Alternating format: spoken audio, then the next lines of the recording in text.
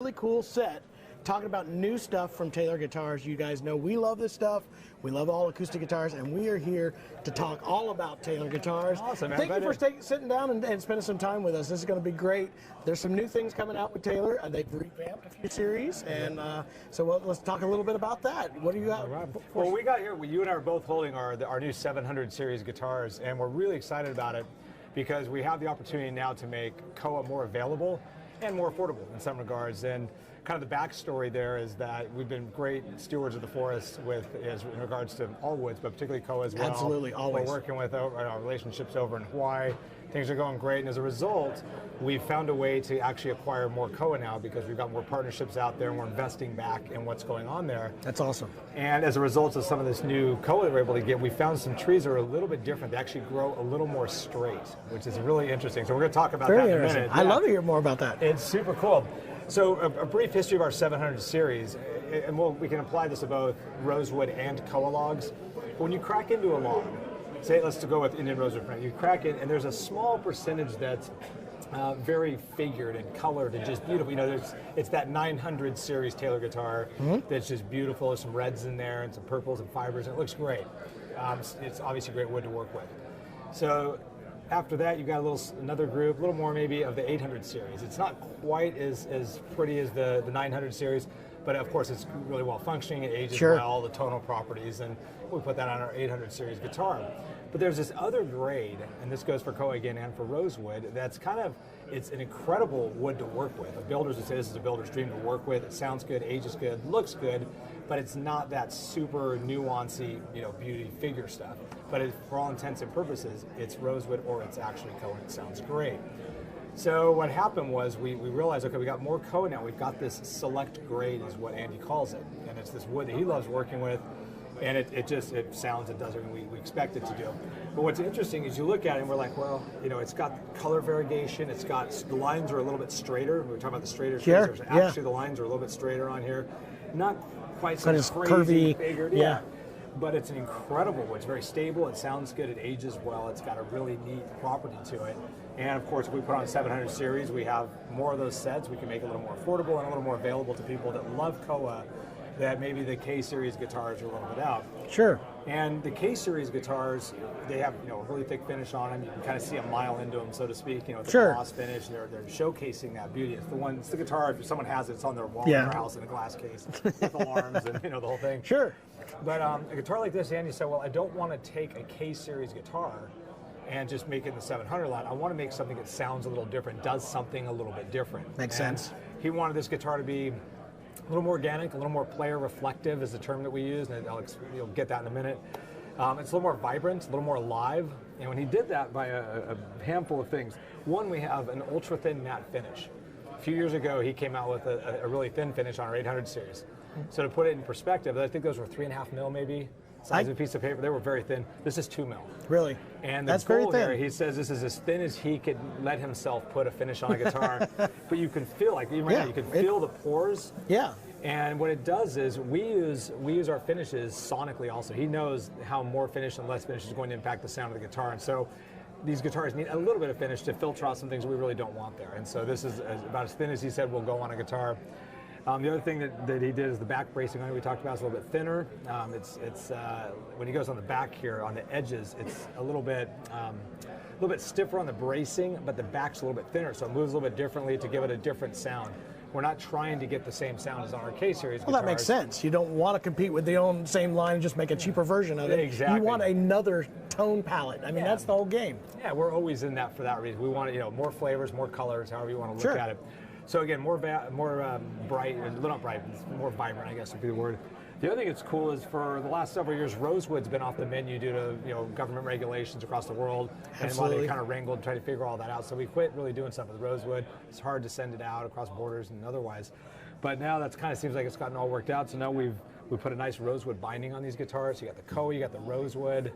And then we came up with these new polished bronze tuners, which was one of the first things I actually noticed when I saw the guitar. I like that a lot. That's really attractive, right? It's very it's like a bling, but a very understated bling, and it's different. We haven't seen those before, and it complements the color of the guitar tremendously. Sure, absolutely. And so one of the things we love about Koa is that when you buy a guitar like this, you're buying a fingerprint also. You know, once you get used to your your guitar. You know, you can't say that about a black Strat. No, you know? yeah, absolutely. You get that, you go, oh, you know, mine's got this weird little three-dimensional line right here, and you know, and those are the things that make it very personal. That's Very, one of the very things cool. that I personally love about Koa. Another thing we know about Koa is that as they age, they tend to gather a little bit more low end, which is not true of all guitars. Koa is kind of unique in that regards. So you get a little more bass, a little more low end. But we've talked a lot about, this is the Grand Auditorium 724 CE. And I'll just play out, I'll strum a few chords that we all know so you get an idea what it should sound like.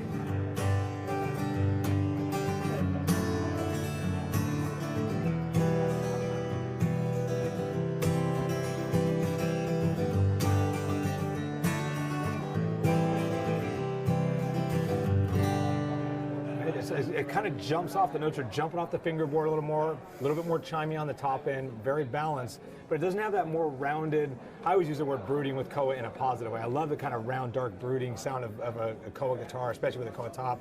This just has It's got that warm. It's got more of that warmth of, you know.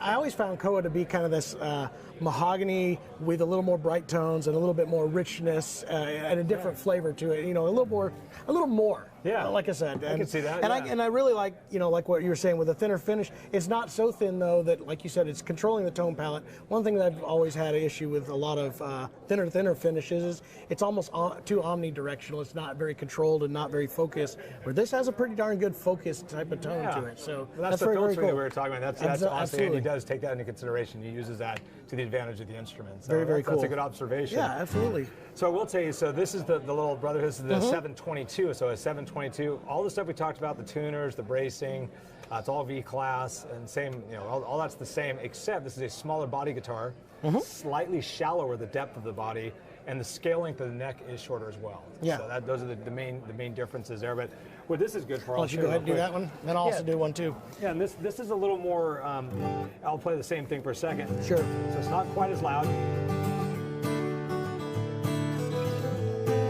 But same balance and that same snap vibrancy on top. But where this guitar, in my opinion, shines for recording, it's great. You don't get the low boomy stuff and the finger picking stuff. You play something a little mellower.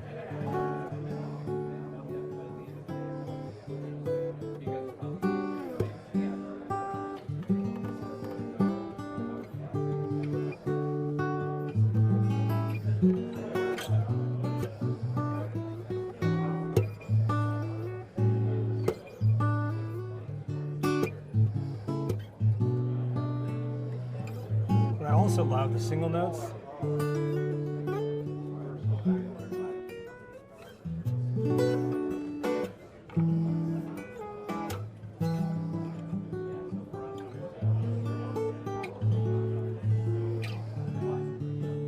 It's kind of got a Hawaiian flair to it on that Koa, so it's just this there's a warm, rich, easy to play, it's comfortable, and with the sort of scaling, smaller body, less right hand attack gives you a little bit more volume. It's not as loud as that, but you can get it to volume easier. Well, and like you said, small body like that, the concert's always been really good at being very versatile in the finger picking / strumming world, where if you are a heavy hand, which those who have, you know, seen me, I'm a heavy handed player. I'm absolutely been that way. And the Grand Auditoriums just almost hit you with a more of that almost dreadnoughty type of tone, but yet controlled and you know, able to give you that kind of control.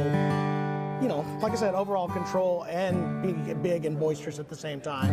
So yeah.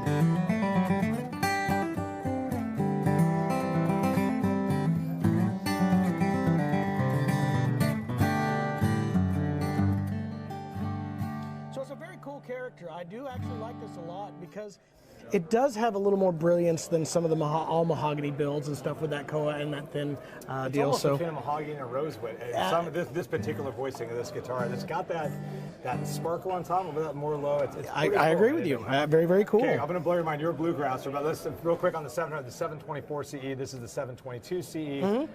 We nailed it with marketing and production this time. That's a hard thing to do in this industry, which means these guitars are being marketed and they're available. So sure, we are, that's awesome. That's not always true of NAMM shows. Sometimes it's a month or two. Usually never. It's rarely true, but we did it. Yeah, we nailed it this year. So that was good. That was pretty cool. Pretty good. But I want to blow your mind with this other guitar. I want to show you real quick. Okay, I'll hand it to you. So this next guitar is just, it doesn't make any sense at all. It's the least Taylor in the room that I think, in my opinion.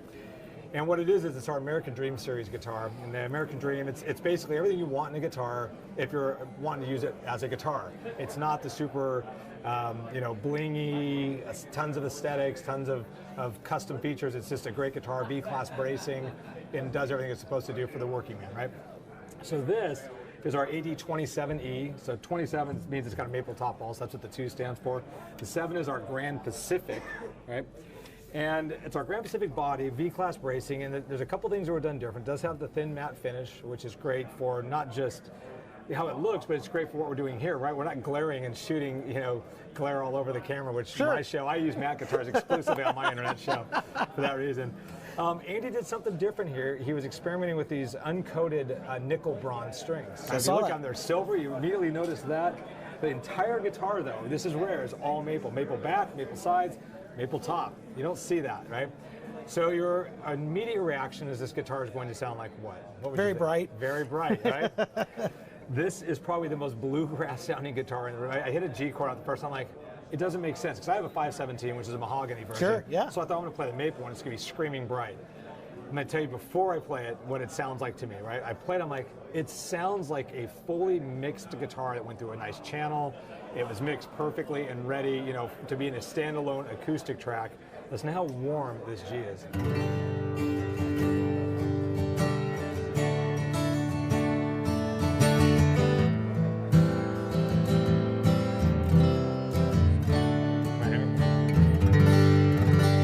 Feel that bass, it's huge. Got some depth.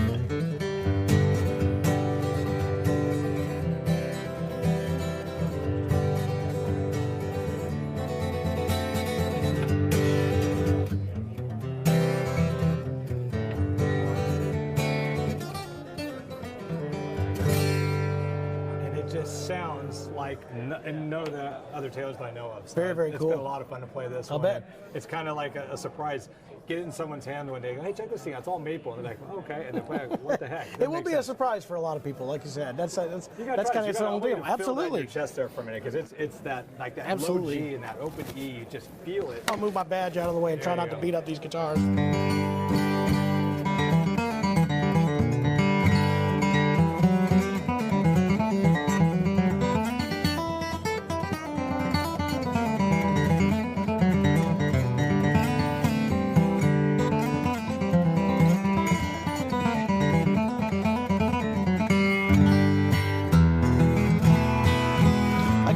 That's where it kind of pays off, having that really light finish. It's going to allow this to kind of be more expressive, more open. And yet, again, like I said, I've always had my doubts with a lot of the satiny types of finishes, the super thin finishes, because they're so omnidirectional in tone that they don't really have a focus. And this kind of gains that back a little bit more so. So very cool options. And again, we talked about...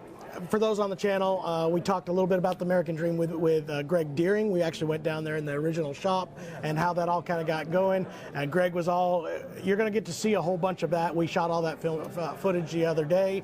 Really cool stuff with Bob Taylor and a bunch of the great builders out here in Southern California. And it's cool to see that series coming back. And like you said, the everyday guitar, for the everyday man. Guitar, yeah, right? Absolutely. So it's cool. And if you hear the whole story of that whole world, look forward to it. It's really, really cool stuff. So again, cool things that they're doing new here. Sustainability, obviously, we're big on sustainability through our shop sustainable effort. Taylor's still doing more and more of that. So again, I appreciate it. Thank you for showing off the new models and being so helpful. We appreciate it so much, and letting us in here.